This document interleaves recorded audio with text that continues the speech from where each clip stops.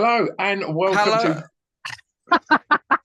Go on, What mate. a After you. fantastic start. Great start.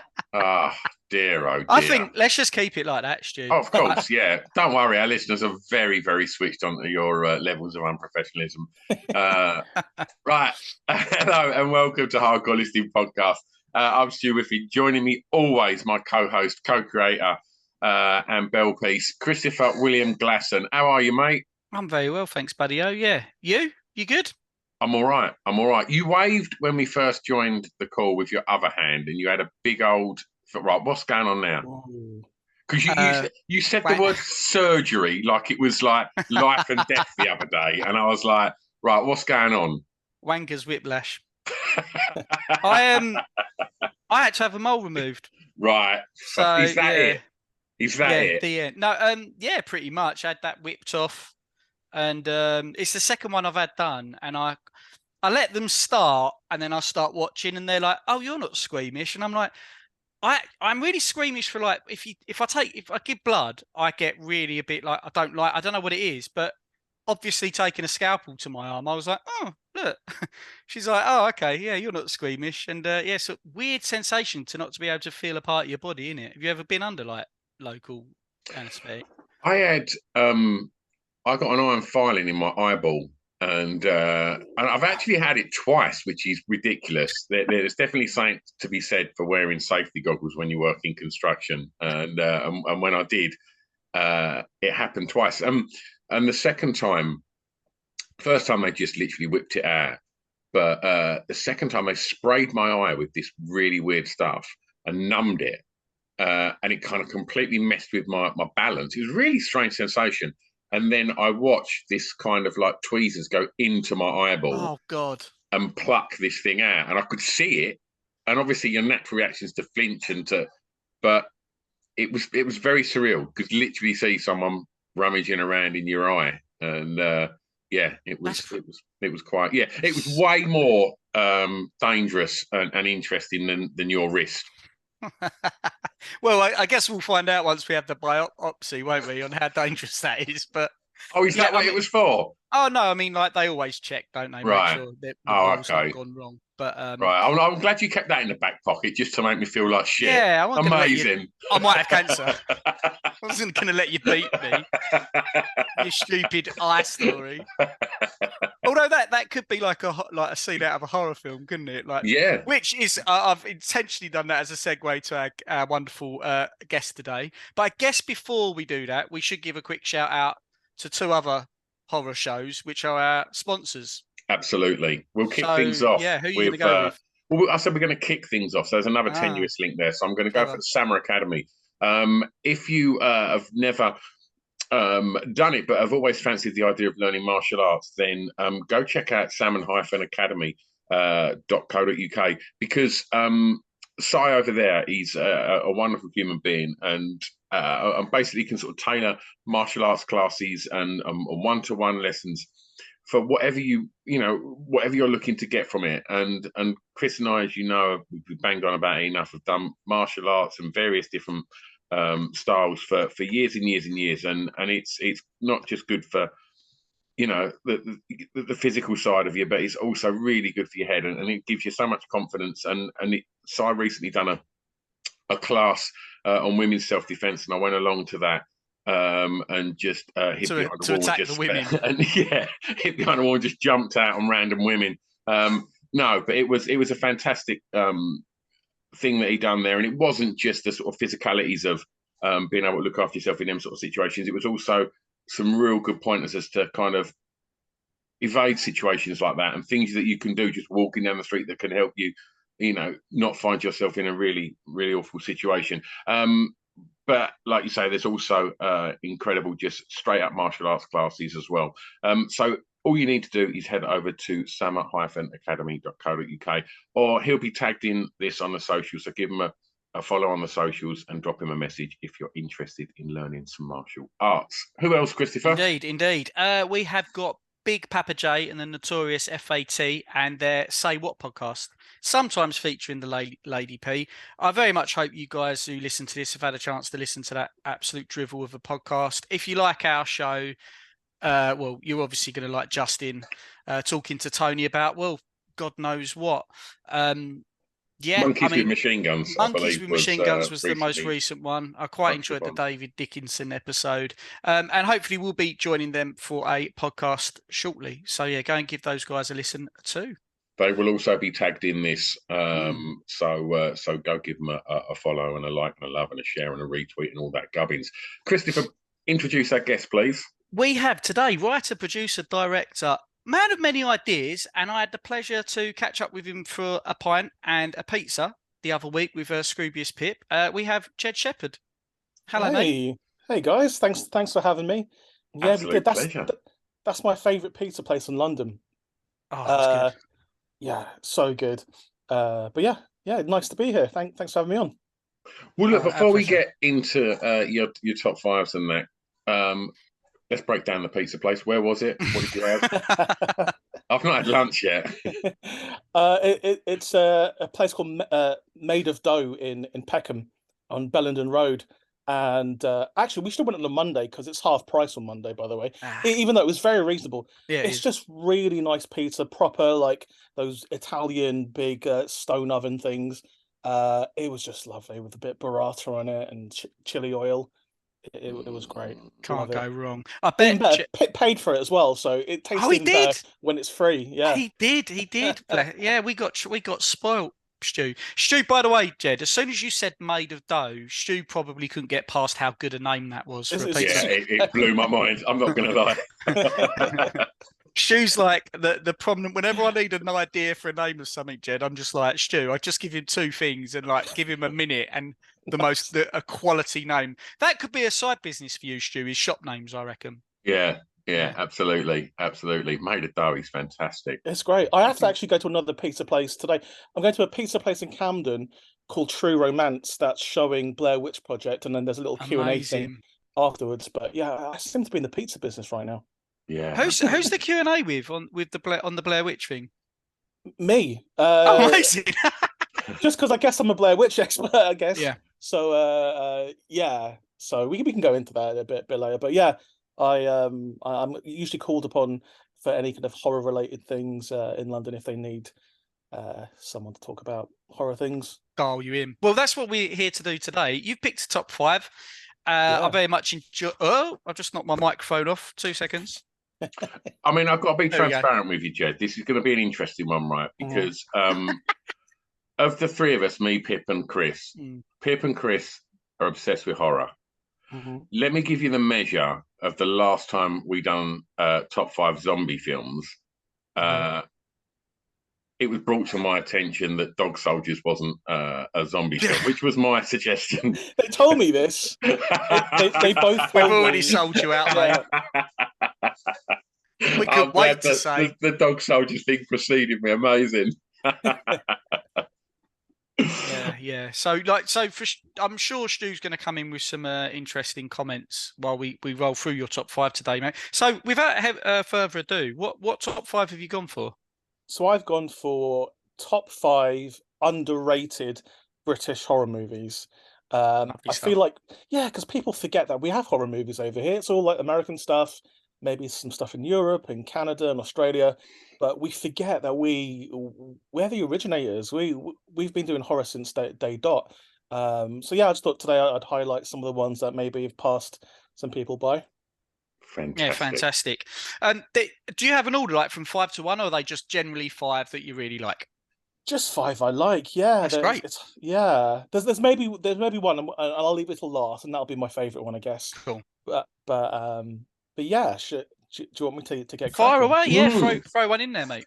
All right. Well, my first pick is a film called The Plague of the Zombies, which is a very generic film. It's from 1968. 1966, and that's very important, the year it came out, because this was a zombie film 2 years before Night of the Living Dead. And even though Night of the Living Dead, George Romero's amazing Night of the Living Dead, is the template, this came 2 years before. So all I'm saying is we invented zombie movies, proper zombie movies. And I am sure Romero saw Plague of the Zombies and was just like, I'll have some of that. I'll have some of that. And the thing I love about this is it's so British. It's basically it's a town in Cornwall. It is a doctor is going nuts because everyone is dying in the village of mysterious circumstances, and then other weird stuff's happening too. So he calls his teacher from London, from the Big Smoke, and he's like, I need your help. Thinks weird stuff's happening here, and people are dying. I don't know why, and the townsfolk won't let me autopsy them. So the London doctor comes and helps him.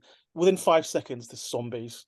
It's zombies, and he's like, and there's this whole thing about the townsfolk are in on it. They do these voodoo rituals. They believe in these like old gods or whatever, and they are basically killing some of the townsfolk, turning them into zombies so they can work down the mines. It's a very, very British way of doing things. But it's just absolutely brilliant. It's a hammer horror film as well, and one of the absolute best. Really, really good. Very, I would say, very un PC in a number of different ways. It's wrong in many for many reasons, but it's still visually beautiful. And yeah, they did a thing. What Hammer does, they filmed a few films back to back, so there's a bunch of films around the same time with the exact same sets set in Cornwall, to kind of like save their money. But man, like it's a great film. I Did love, Ramiro, the Hammer horrors are good. did Yeah. Ramiro ever credit or acknowledge that film? No, Oh, no, I yeah, I don't don't think know. so. Yeah, No, I mean, I'm sure if you go back, there's probably an interview where he says he likes it, but yeah, it's. I mean, there were zombie movies before 1966, but I feel like this has a lot of the elements for zombies now. The way they look, the way they kind of walk and act, and their kind of motivations, and it harks back to the original zombie movies, which were all about in Haiti, that's it. with when they were kind of dead but kind of not dead. They were basically people who made these other people work as slaves, as like unpaid slaves. So they made them in this zombie kind of fugue state, and that's kind of where the zombie thing came from. Um, so yeah, and here you have some of the kind of Haiti voodoo influence in a little town in Cornwall for some reason. But it's really, really, they throw in fox hunting and the dangers of fox hunting. That's it. This is in 1966 as well. But it's just visually like beautiful, like all Hammer movies. Yeah, I think I just love, like, there's so many Hammer horrors, or they go down to Cornwall and Devon. And actually, fact, in a lot of your five, they all sort of like end up in the southwest coast. But yeah, they made a bunch of films around that time, didn't they? They're all on the same sort of production schedule. So you had another one I really like called Yeah. Dracula, Prince of Darkness, which was Christopher Oh Lee, yeah. obviously. Hmm.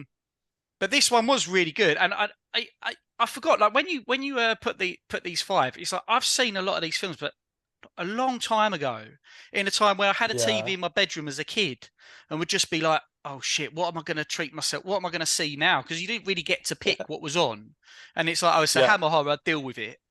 And yeah, and I love the whole theme of zombie films where it is like witch doctory stuff. Like you said, like White Yeah. Zombie was the first one where they weren't quite Yeah. like as more they are today. But I say bring back the Hmm. voodoo for zombies. Like a lot of the time now, in more I recent think years, so. it's like Yeah. biological accidents, Yeah. and I'm like, no, get some voodoo back, get some witch doctors going. Yeah, it's great. Love all that stuff. How And did, this Yeah, was made for 100 grand, by the way. But I mean, 100 grand in 1966 was probably like 1.5 mil or something, but still cheap as chips. where did your passion for horror arise? I mean, Chris just touched on there of just kind of watching old Hammers, in his bedroom when he was a kid. Like, was it similar for you? Yeah, well, yeah, I've mentioned this in places before, but I'm half Filipino, so I don't know if you guys know many Filipino people, but they are very, very into the supernatural. Like, it's rare to find a person from Philippines who doesn't believe in ghosts, not just like stories, but actually physical manifestations that they can see every day. So yeah, I grew up with my mum telling me these things were real. Werewolves were real. She told me werewolves were real. She said she's wow. seen it. My mum Fucking legit hell! has. Yeah, she's legit seen a werewolf. This is her words. She's seen a werewolf, and not only a werewolf playing a flute. Now that is talent. Wow, yeah, Because imagine those big furry fingers on those holes. yeah. It's dead. That's terrifying in itself. The werewolf's Yeah, dedication to music. yeah, and like yeah, so many questions, Mum. So yeah, so I grew up thinking like all these things were real. So as a kid, you think, okay, I'm going to come up again. I'm going to meet a werewolf. I'm going to meet a vampire. I need to know how to kill these bastards. So I would go into the school library and I'd read every horror book I can, every old story about monsters. I would send off mail orders for American magazines about like ghosts and ghouls and goblins. I always just loved being in an airport because you get a bigger selection of like weird magazines. So I'd go to WH Smith's and just get, oh, it's a weird magazine about monsters. I'd get that. I went to America when I was a kid as well. Just brought back loads of monster stuff. And then But like that would have been like Fangoria and things like that. yeah, exactly. All that lovely stuff. And then obviously when I was a kid, and this is like way too long, like 6 and 7, like friends would share like VHS from their older brothers and their parents and stuff. So I watched like Evil Dead 2 first, Nightmare on Elm Street, like when I was like 6, 7, and all those things just fascinated me so much. And again, it wasn't like entertainment to me; it was like education. I was like, okay, I need to know about these monsters because like, in case I meet one. So I've just had that same thirst for knowledge about like monsters and supernatural and horror since a very young age. It just hasn't stopped. And genuinely, and I know a lot of people say this, the second I wake up, I'm like, okay, I need to figure out how I can fit in 1 or 2 horror movies today. And I'm always researching, I'm always looking into mythologies from other cultures as well and thinking, oh, how can I weave that into something I'm doing right now? So yeah, so it's a 24/7 thing for me. I can't turn off. You basically your mum set you on a road to defend to learn how to defend yourself against the dark arts and dark Mhm. forces, and as a result of that, you now got a career in making movies. Yeah, Yeah. yeah. It's weird. I'm in a real unique position where just because like I had this weird upbringing thinking monsters were real, I am like one of the, I guess, lead experts in horror now in this entire country, which is handy. But the problem is like in I'm in I'm saturated now. I'm on every single horror documentary of the last 2 years, and like I'm in the new Texas Chainsaw Massacre documentary, and I'm just like, why am I in this? And, like literally, I got to set and I was just like, why am I in this? Like, I'm not from Texas. I'm not American. Everyone else in it is from the film, worked on the film, or is like a big director, and they're just like, because you know horror, and it's a weird skill, and it's just managed to kind of like transfer to like work, I guess. But yeah, it's cool to be doing the thing that like is my hobby and the thing that I love the most as well. I mean, that's the sweet spot, right? Is that if you have such a strong passion for something that you're habitually watching horror films, right? Yeah, And so that sort of like attraction that to the lore of it as well, yeah. that becomes a niche subject, and then yeah, you find yourself doing that, or you've murdered someone with a chainsaw, and That's I'm not rolling that out. One day I'm sure I will. But that's the thing. Like, I don't know if you remember, but like back in the days, back in like 90s, like it was horror was in the news for being like really bad. Like Mm. if you watch horror movies, you could be a serial killer. Yeah. There's a bunch of horror movies banned because they thought it corrupted children's minds. It was a bit worse in America, but over here it was quite bad too. But that just made me, and like I didn't know anyone else who was into horror as well. So it was a real solitary journey with these horror movies. So but yeah, but now like it's everyone's into horror. It's completely mainstream now. So It's yeah. it's mad you say like back in the day and you reference 90s films. I'm old as fuck, Jed, and I uh Yeah. I grew up at the time of the video nasty Mhm. in the early 80s, and I can't get past. I mean, my favorite horror film by a mile, unless we're classing Jaws as a horror, I'm going to go American Wolf in London, right? Nice. Mhm. Yeah. And and when I saw that when I was way too young, and that absolutely scared the living shit out of me. To the fact that my dad had to sit on the landing outside my bedroom door until I went to sleep for about 2 years, right? Had my mum just gone, yeah, they're fucking real. I've seen one playing a fucking flute, Yeah. mate. My dad would still be sitting on my landing now. they're rebooting American Wealth in London. They're making a new one. I don't know if it's been announced yet, actually, but no, actually, it hasn't been announced yet. So heads up, Exclusive. they're making a new American Wealth in London. Yeah. So I'm looking forward to that. It's going to be really hard though because, like, so the original's so good, and I feel like Perfect. they accidentally made a classic because the fine line between horror and comedy there, it's so hard to replicate.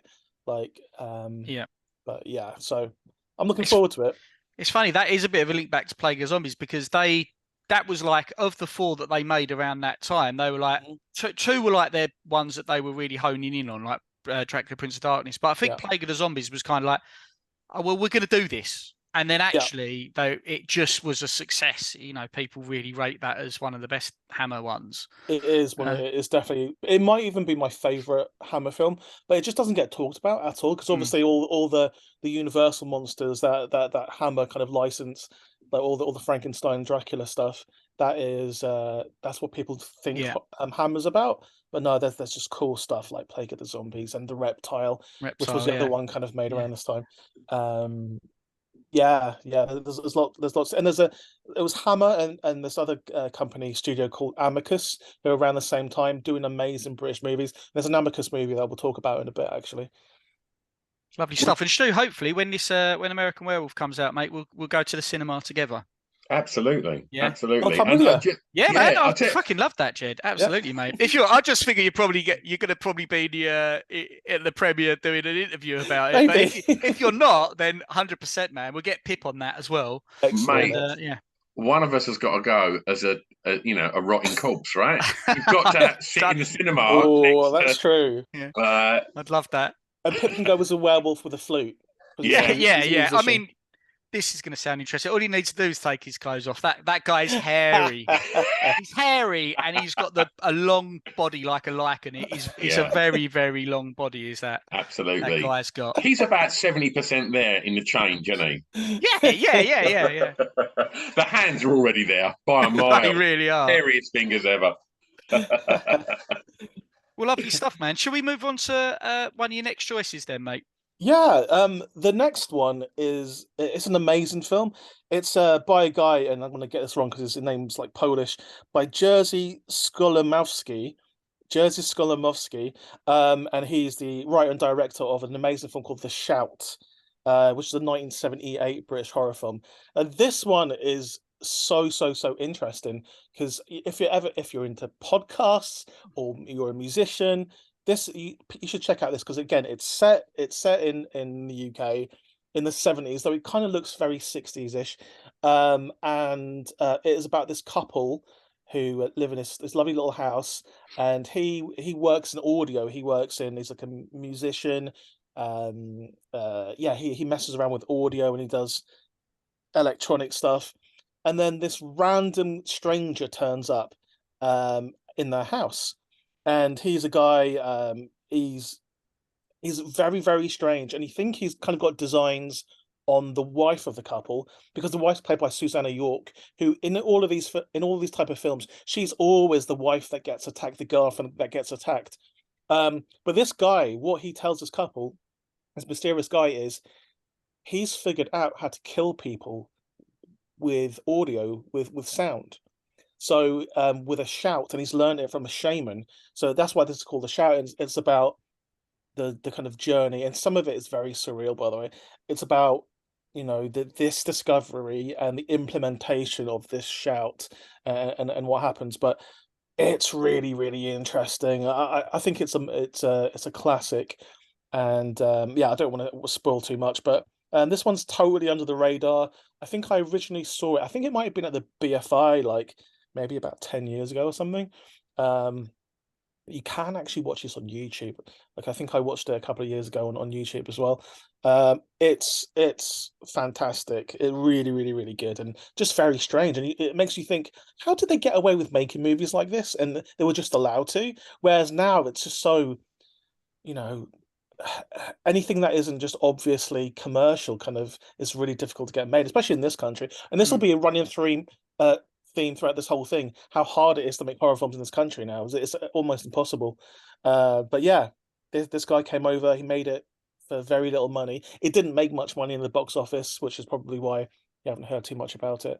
But yeah, it was nominated for a Palme d'Or at Cannes in '78. So it was kind of critically acclaimed. It just never crossed over to mainstream.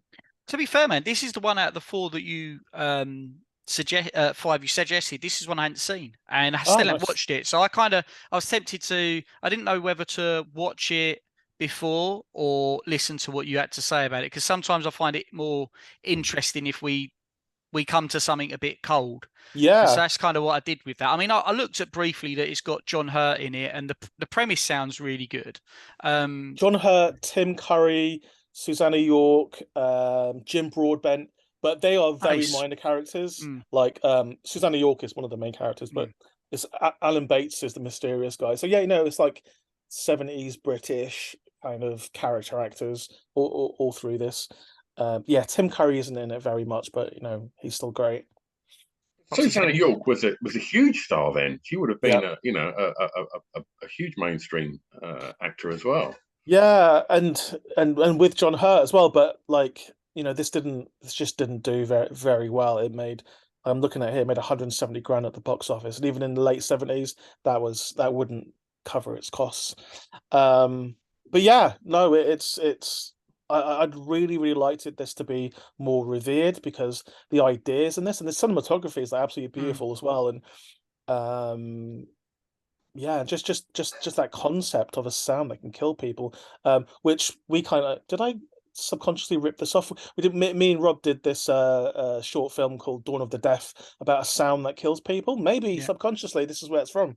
Like, who Sometimes knows? it's hard to like cover it all though, because the Yeah. horror genre is such a deeply stacked.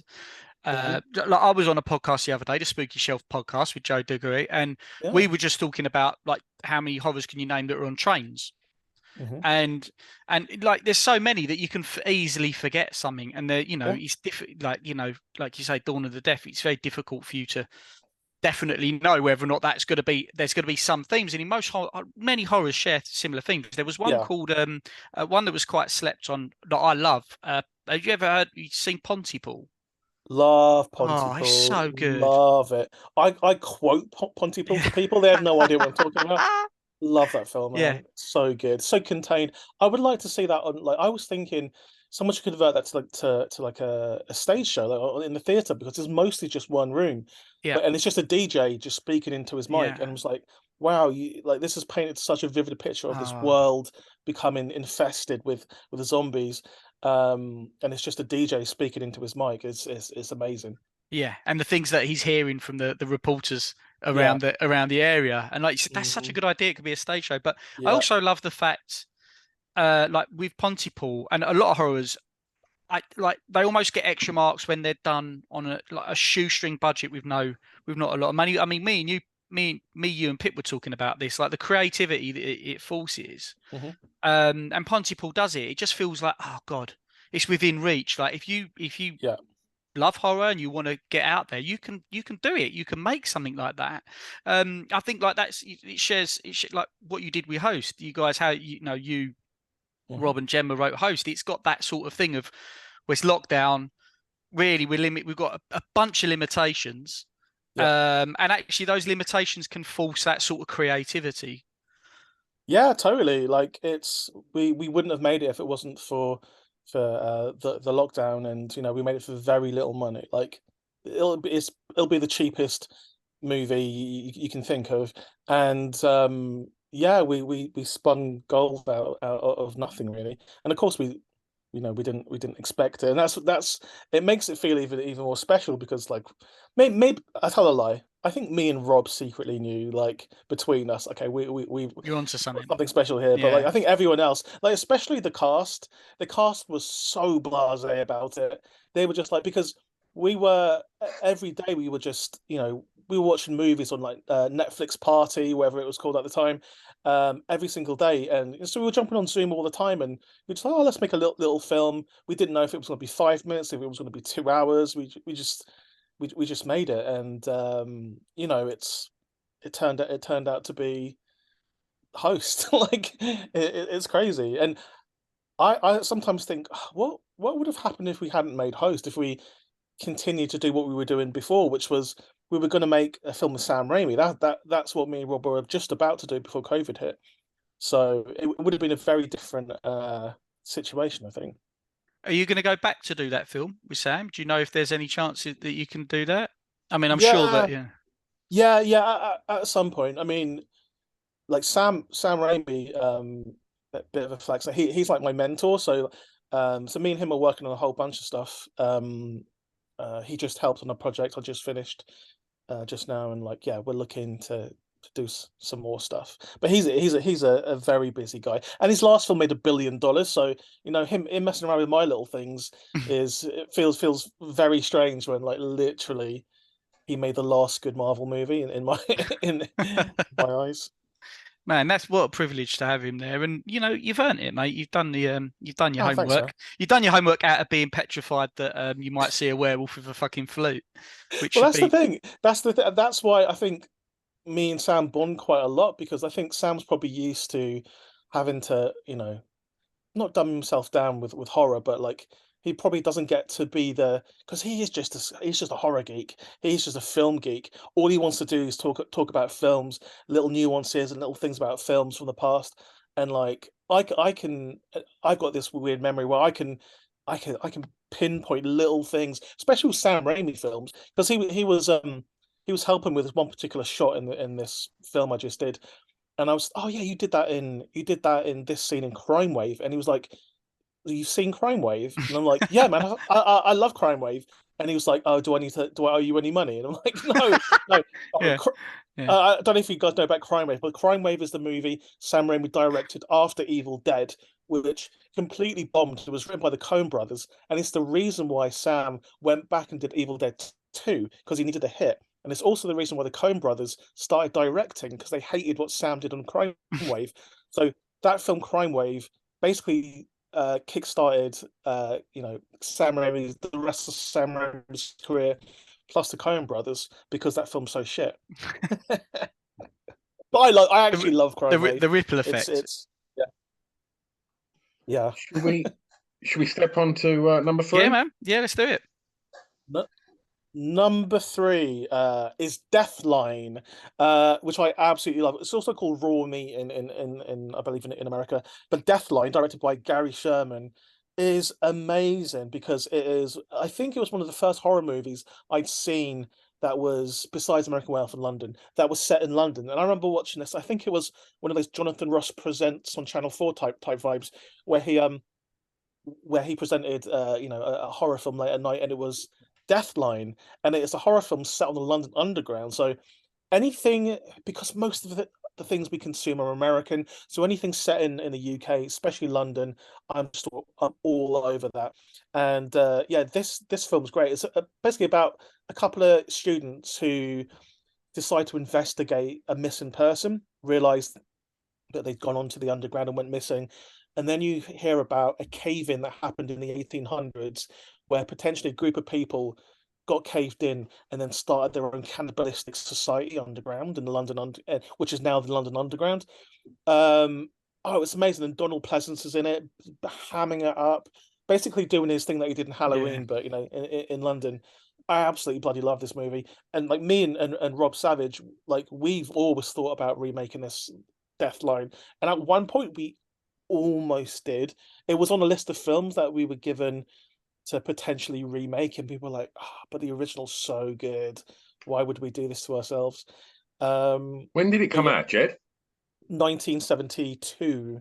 1972. And it looks like it as well. And there's been a lot of films since that, horror movies set on the London Underground, Mm, but I think this is by far the best one. And there's nods to it in that film Creep that came out about like yeah. 15 years ago as well. But no, this is the best one of all that stuff. The- Really grimy London. A little bit like how you see New York in like New York Ripper, yeah. or like in the late 70s, early 80s movies. That's London, so seedy. And we forget, like, London's so, it's so relatively clean compared to how it was in the 70s. Mm. Jeez Louise, it is. It is dirty, grimy. You just feel like you're gonna get attacked every 5 seconds in Yeah. these. Yeah, and it's got, you know, all the classic kind of actors from the time. You've got Christopher Lee, yeah, Donald Pleasance, Hugh Armstrong. He's in a whole bunch of these, and yeah, David Ladd. It is great. It is really, really good. It does look like it needs a good wash. I mean, and you do like you do. It does remind me of those sort of like those New York movies or like films like there's Yeah, one called Street Trash that was love really Street that's. Trash. But like I remember the first time I watched Street Trash, my stomach was just it feels grimy, doesn't it? How it's shot, it's brilliant. It's meant to do that. It's meant to make you feel Yeah. repulsed in many ways because of the commentary it's Mhm. trying to give. But Yeah. I think like you said with like Creep, the monster in Creep, it don't get me like Deathline. Because I think the guy that you know, the cannibalistic inbred plague ridden dude, he still looks more human, but he just looks a bit more minging, and he's a dribbler, Yeah. Stu.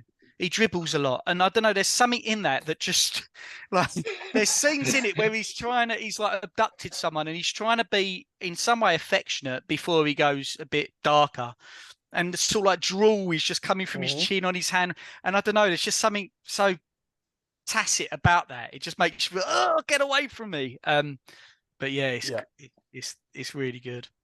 Yeah, and like just the tone, I think it's just the 70s, and in America there were a lot of those kind of you know, paranoid against the government movies. But at the Yeah, same time there was a lot of like cannibal movies. It's the rise of the cannibal movies, and this is kind of piggybacking off the rise of the cannibal movies. But it's so grim, and like, you know, if it was made now, there would be like, you know, literal light at the end of the tunnel. But here, there's not. It just feels like there's no hope. London is screwed. Everyone is screwed. These things are going to get you. Um, yeah, it is. It's kind of depressing in a very entertaining way. And I just love the shots of like just seeing old train stations from back in the day, yeah, Russell Square and Holborn and stuff, and they look very similar to how they were now. Just a little bit cleaner, I guess. yeah. A few less cannibals around now, but yeah, it's approximately the same. Newer trains, Yeah, basically. But yeah, They were the video nasties as well. Cannibal Ferox, Cannibal Holocaust. They were all being passed around, love and all those movies. Yeah, again, just horrific. Like absolutely yeah. terrified me. It's Cannibal Holocaust is I really like that movie. I know it's kind of controversial to say, but like, because you know they killed a bunch of real animals on set, oh and yeah, I forgot about the that. Yeah, the director is, I mean, he's since apologized, but he's an arse. He's dead now, rest in peace. But he was an asshole. He treated everyone like crap on set. He basically abused like all the actors. Um, but what we're left with is a movie that is of its time and is very, very, very, very effective for what he's trying to do. He wanted to gross people out. He wanted to scare mm, people, and it's also the dawn, I think, of found footage, Cannibal Holocaust, because you know that's the conceit. At least part of the yeah. film, the conceit is shot on found film. Um, but yeah, this feels equally as grimy, Deathline, and basically anything at all with Donald Pleasance in it, I'll watch as well. I think he brings a bit of light to it, right? Like Yeah, his character, whilst intelligent, is also his ego a little bit gets in the way to the investigation, and he has a yeah, little bit of rivalry with Christopher Lee's cameo as somebody who works with for MI5. He pops his head in, yeah. but Donald Pleasant throughout it is just super entertaining to watch, and he's obviously he's been in so many horror films. He's a cornerstone of it, isn't he? He Really, is. but Yeah, he's a lot of fun in it, and there is a little bit like even with some of the dark, like there's this weird thing in it, Stu, where obviously these cannibals they're stuck underground. They haven't learned to talk or they've lost the capacity, and they mumble things, and you're not quite sure what they're saying. Then more towards the end of it, this cannibal keeps saying, "Hold the door," and it's like it's horrible and it's grim. And forever throughout this film, I felt sorry for the monster because he loses his wife, and it's just like it's fucking traumatic, really, until he starts killing everyone.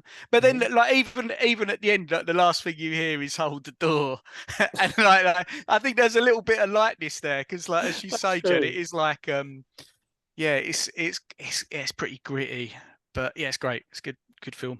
Yeah, and I just think for how good it is, it just doesn't get talked about enough. Mm. And like not seeing it in like lists of like best British movies, let alone horror movies, I think Mm. it should be like at least the top 100 best British movies for me, just because it's such a product of its time, but also it's showing you London, and I love films that show London, like American Werewolf in London.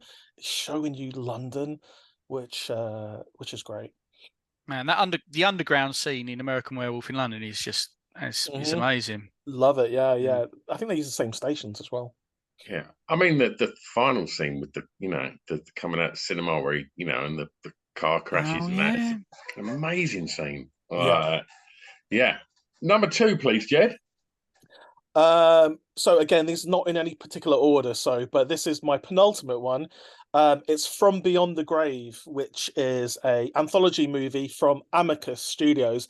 And Amicus were kind of like a rival to Hammer.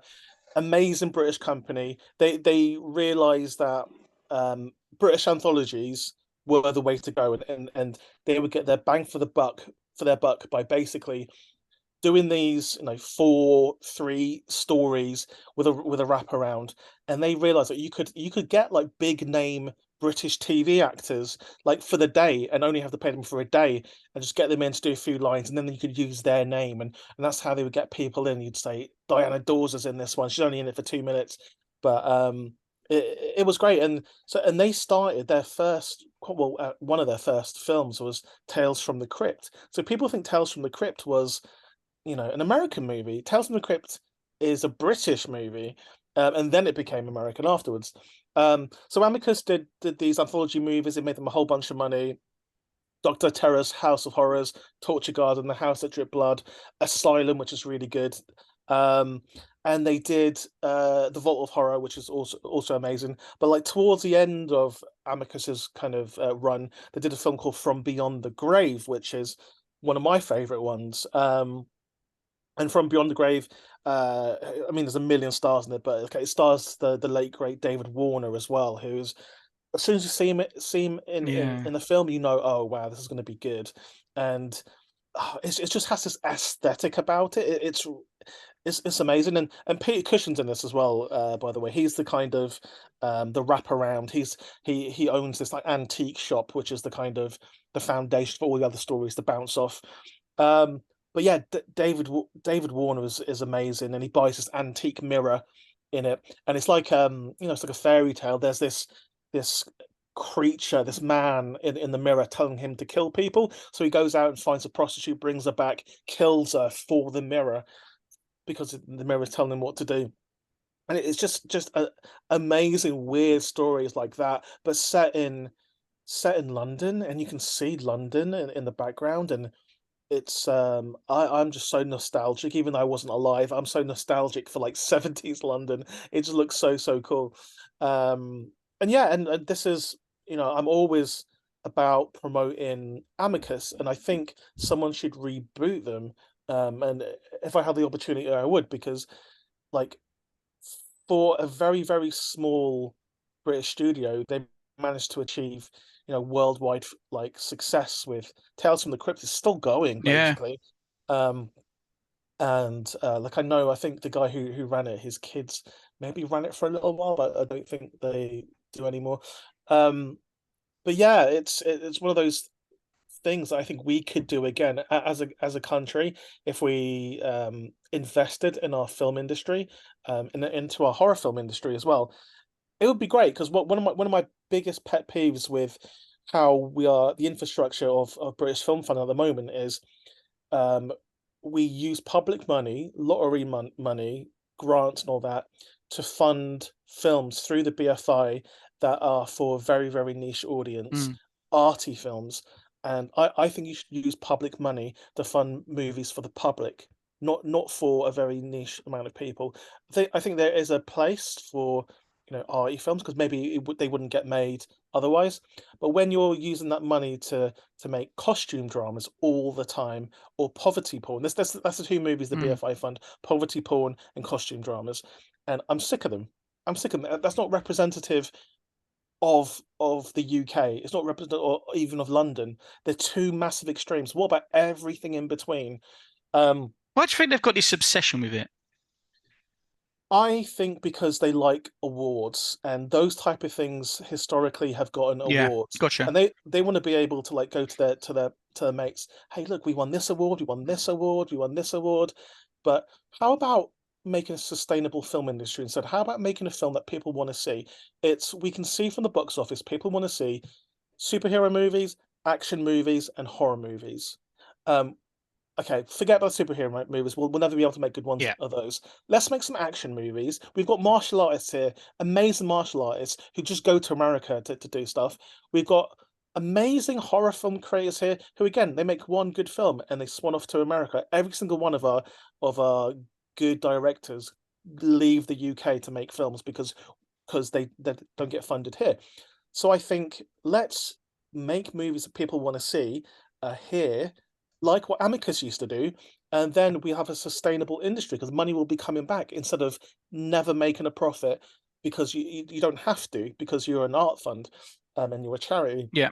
So yeah, so that's why I think doing something like this where we could, for very little money, you could harness popular TV stars from around the UK, put them all into one film.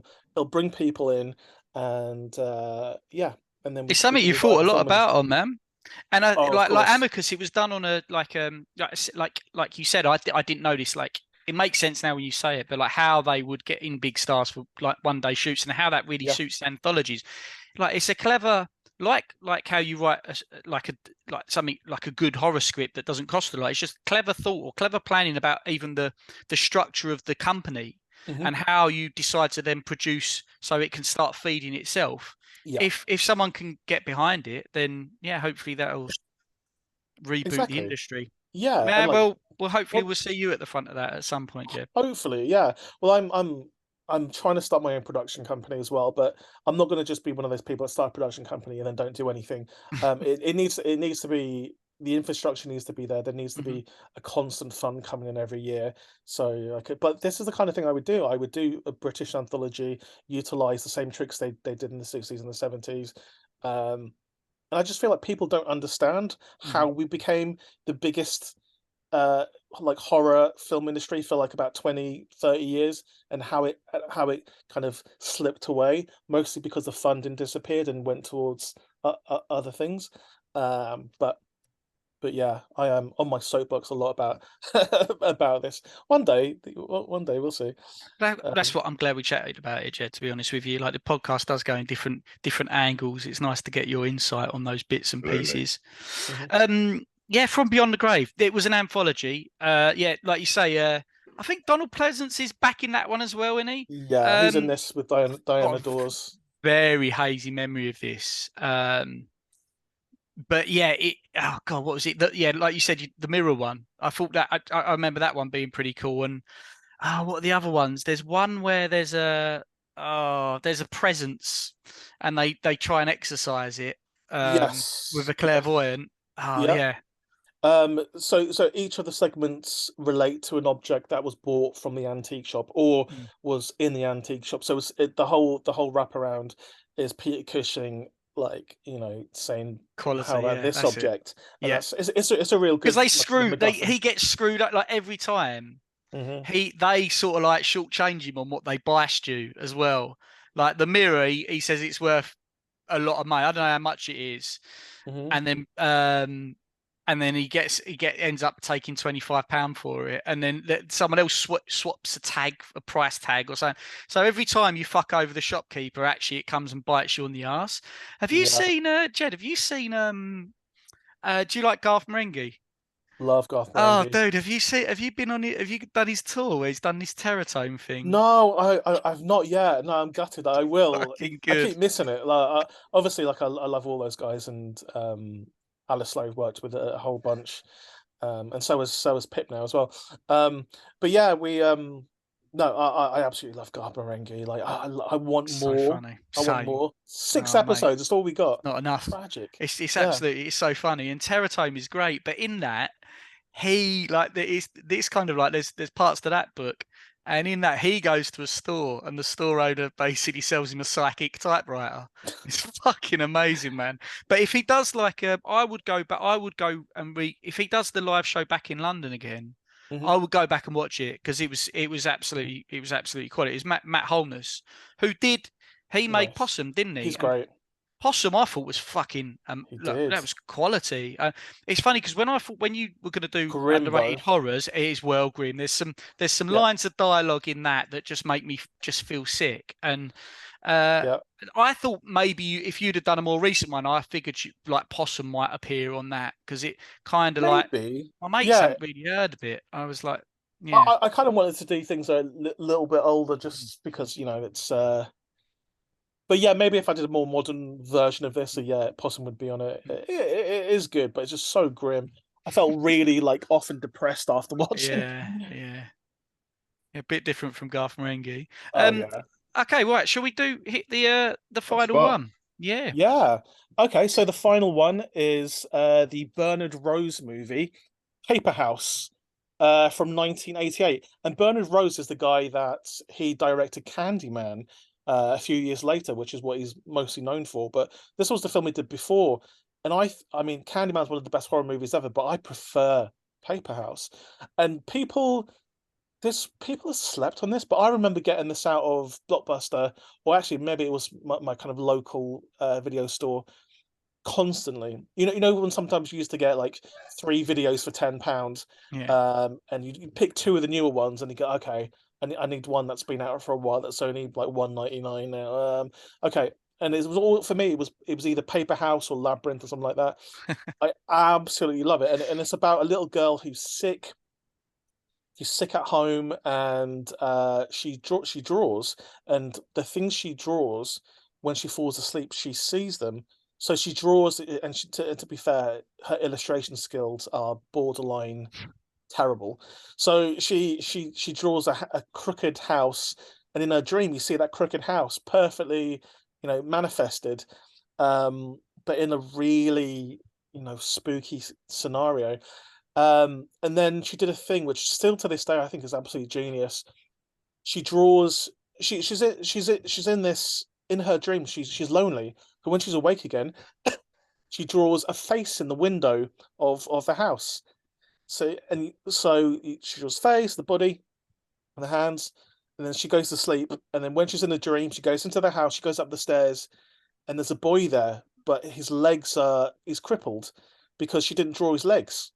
Uh, So like he's forevermore now he can't walk. So he's in a wheelchair, and they have all these like adventures kind of together. But then she draws some other stuff. She should have kind of stopped there, but she drew a man basically, which is her dad. Um, and then the scary thing is she scrubs out his face in the picture, which you just know that's not going to turn out well. Yeah. So when she falls asleep, there's a man there, and his face is like basically missing, and he's coming after her, and just all of these mad dream imagery like things is so inventive, and like I'm just like wow, this is and it's based on Marianne Dreams, this book from I think it's from the 60s, and then it was made into a 6-part TV show in the 70s called Escape into Night, which is amazing.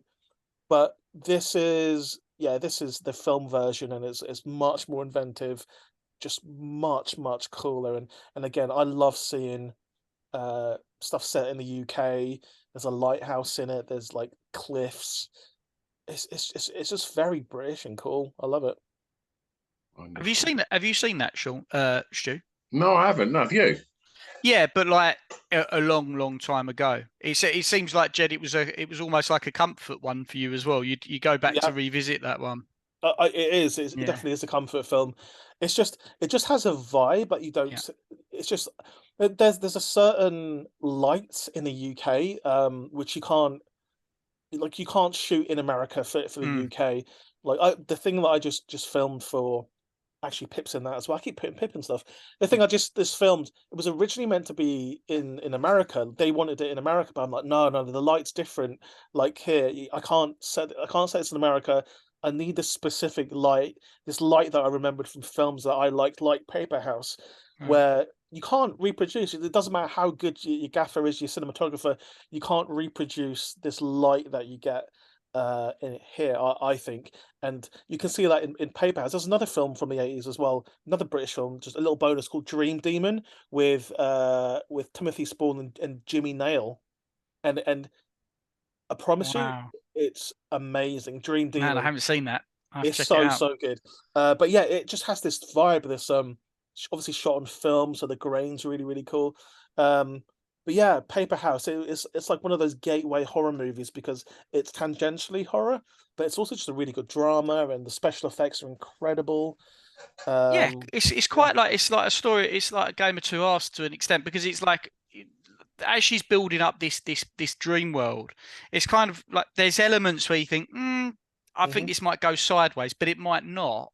Yeah. And then there's kind of this point, Stu, where yeah, she has this. She decides that the almost like the pressure of looking after this kid in her dreams is too much. She screws it up and chucks it away, and then that fucking just makes the dream world go a lot darker. And then Hmm. it's a lot scarier after that point. But to start with, it's almost like it's just psychological, really, and Yeah. but elements of horror, and then they those themes come back and back more and more, like issues with her dad and that in the part. But it's very simply, like, it's quite cleanly shot. I think there's a lot of simple elements in it, and like you say about the light, I didn't. That's a really interesting observation. That, yeah, Yeah, it's it's something really intangible as well, and yeah, like it's hard to replicate, and I've tried to do it a couple of times to get that light, and it's really hard to explain it as well mm, to a colorist who's grading like a film. I was like, I need that kind of British color, that British from like British horror films of the late 80s and early 90s. There's a certain look to it, which I absolutely love. Um, it just feels like dangerous, like because with America everything's so colorful. And actually, you get a little bit in Hellraiser because Hellraiser was actually yeah, shot in in in in London, in North London, Dollis Hill. I actually live right next to the Hellraiser house, and you can see in Hellraiser there's a certain light. It doesn't look like yeah. LA. It's very much the UK. I absolutely love it.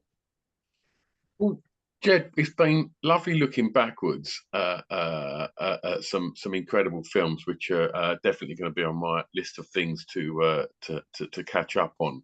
And let's look forwards now. And Yeah, what's going on with you? me.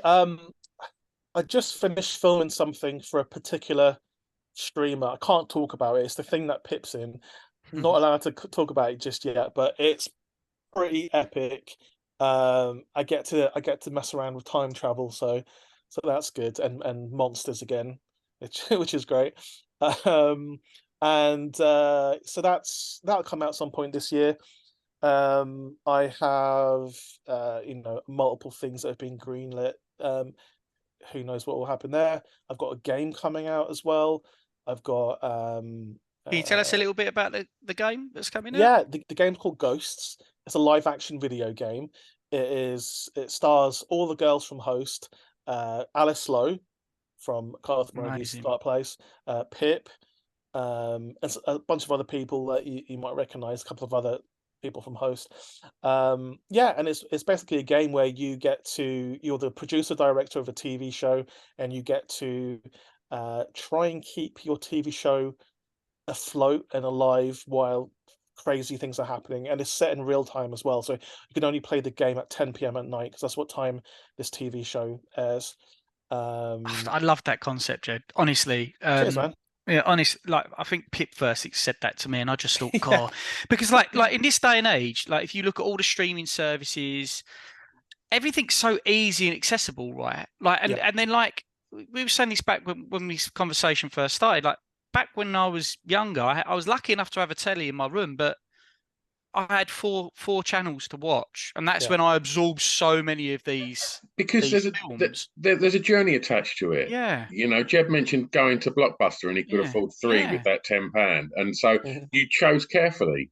And yeah. like, yep, and so it's the same with with record shopping. You know, you'd go to the record shop and you'd buy that record, and you'd go home and you could, you know, you didn't have Spotify. You couldn't just listen to everything. So you treasure and you really sort of max what you've got. And I think that's when it starts to resonate. Whereas there's so much now that it's easy to just go, after 10 minutes, oh, do you know, I'm not feeling this. And like, you might be walking away from the best fucking cinematic experience of your life. Do you know what I mean? But because it's so saturated, it's so easy to do that. So I totally, the journey. Exactly. And like, limiting it makes you really, it just makes you savor it, doesn't it? Instead of just everything just being free, you're not grateful for it. You're really focused in that hour, and probably adds to the jeopardy of, oh, I've got an hour to not fuck up here as well. Exactly. And like, you know, because, you know, everything's so sanitized right now. No one's done this before. So like, as soon as I announced it, like the gaming world went crazy at me, like genuinely, like literal death threats, because I was just like, make your own game then. Like no one's forcing you to buy this game. But you know, like it's I think it's an interesting different thing to do. And like the like Hideo Kojima, who's the guy that he's an amazing game developer. He's the guy behind Metal Gear Solid, Death Stranding, things like that. He is kind of like the person I look up to in the games world, where he takes chances. He made a game for the Game Boy Advance in the early 2000s called Boktai: The Sun Is in Your Hand, which is a game where you're a vampire hunter and you can use real sunlight to help you along the way. So there's like a solar panel on the back of the game on the Game Boy Advance, and it makes you go outside to use the sunlight to help you kill these vampires. And I'm just like, amazing. That's what I want. I want you to have this physical experience, not just like a mindless kind of thing. So, yeah, and you know, because like this is my first game. I'm just like, yeah, I'll just, you know, just get everyone involved. I need a creature. I'll just call up Jim Henson's creature shop. They'll make my creatures for me, and that's what they did. Like, it's yeah, I just didn't know what the rules are, and I still don't. I'm not playing, but I'm trying not to play by rules. 'Cause I'm just like, I'm just going to do it until someone tells me no.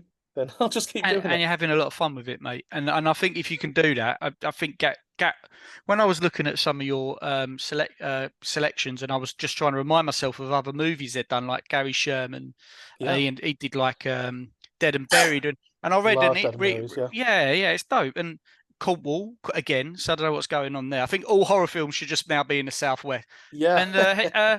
And he's just like, I just do things, I just have fun. Like I'm lucky enough to have lived a life where I just do things that I really enjoy and I care about. It's not like they're flippant.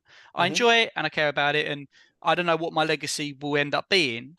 But you know, and I think that's the same thing here, Jed. Like just keep on doing what you're doing, and we'll enjoy it, even if it is only for an hour. Yeah. An hour a day at 10 o'clock. I know it's more than an hour. But like Right. you might die before the hour's up. But no, you could be playing it for a long time. But you have to play it every day. It starts again at 10. So if you die, then that's it. You've got to start again the next day. And Jed, if people want to keep up to speed with all of your projects, where would you direct them to? I would say Twitter. I'm trying to make jedshepard.com. I haven't yet, so keep that in mind. But until then, just follow me on socials. Just at Jed Shepherd on everything, on Instagram and Twitter. Twitter's probably best. But I am trying to like phase away from social media. I quite like. I always think to myself, Sam Raimi doesn't have social media. Steven Spielberg doesn't have social media. I know I need it to like promote stuff, but yeah, it's just it's a lot of noise where it doesn't have to be. But yeah. Well, we'll tag you in it on our socials, so if people aren't following you already, then they will they can do so now.